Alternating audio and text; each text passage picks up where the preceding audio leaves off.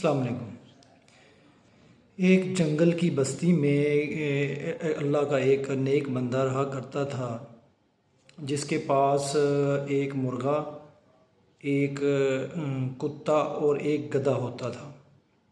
مرغا اس کو نماز کے لیے جگاتا تھا، گدھے پہ وہ اپنا سامان لاد کے لاتا تھا اور کتا اس کے مکان اور سامان کی رکھوالی کرتا تھا۔ ایک روز مرغے کو لومڑی کھا گئی تو اس کے جو گھر والے تھے بہت پریشان غمگین ہوئے، اور وہ شخص جو اللہ کا نیک بندہ تھا اس نے صبر کیا اور کہا کہ اللہ تعالیٰ جو کرتا ہے بہتر کرتا ہے۔ چند دن بعد اس کے گدھے کو بھیڑیے نے چیر پھاڑ دیا تو اس کے گھر والے بہت غمگین ہوئے، لیکن اس نیک آدمی نے صبر کیا اور پھر وہی کلمات دہرائے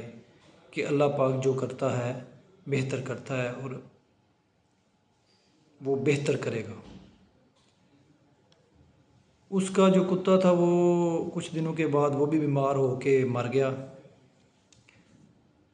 تو پھر اس نے یہی الفاظ دہرائے کہ اللہ پاک جو کرتا ہے بہتر کرتا ہے۔ کچھ دنوں بعد دشمنوں نے اس بستی پہ، جنگل کی بستی پہ حملہ کر دیا اور جانوروں کی آوازیں سن سن کر ان گھروں میں داخل ہوئے اور مال اسباب لوٹ لیا۔ لیکن اس اللہ کے نیک بندے کے گھر میں چونکہ کوئی جانور نہیں تھا،